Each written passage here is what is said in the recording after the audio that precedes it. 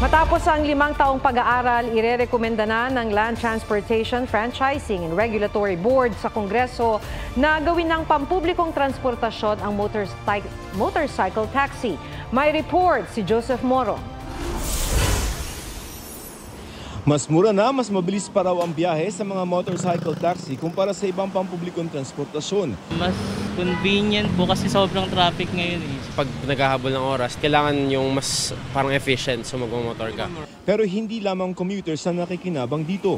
Dagdag kita rin ito sa riders. Doble po, minsan po triple. Sa datos ng LTO noong 2023, 7 beses nang mas marami ang mga motorsiklo kabilang ang mga motorcycle taxi kesa sa mga nakarehistrong kotse. Yun nga lamang hindi pa rin ito may tuturing na legal na pampublikong transportasyon. Pinayagan lamang ang mga ito makabiyahe ng Kongreso sa ilalim ng pilot study simula noong 2019 para alamin kung ligtas na maging public transportation.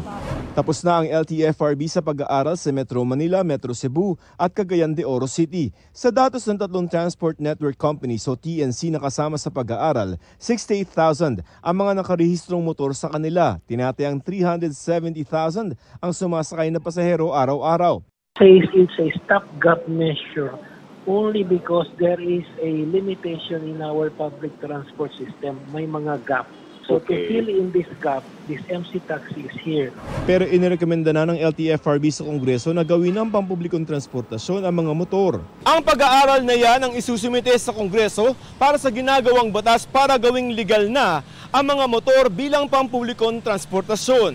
Isa naman sa mga gustong ipatupad ni House Committee on Transportation Chairman Congressman Romeo Acop ang training para sa lahat na magmo-motorcycle taxi.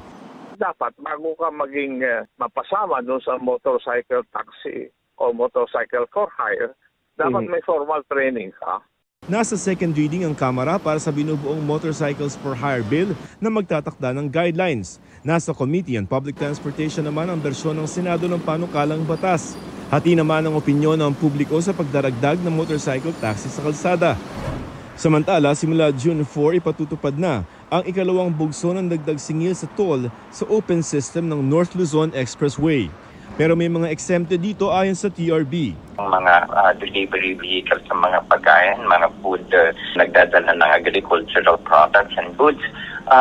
Ito pong mga ito yung may exempt sa mga toll fee increases. Kaya kung pwede po, magpa-register na po kayo sa Department of Agriculture. Joseph Morong nagbabalita para sa GMA Integrated News. Huwag magpahuli sa mga balitang dapat ninyong malaman. Mag-subscribe sa GMA Integrated News sa YouTube. Sa mga kapuso abroad, subaybayan nyo kami sa GMA Pinoy TV at sa www.gmanews.tv.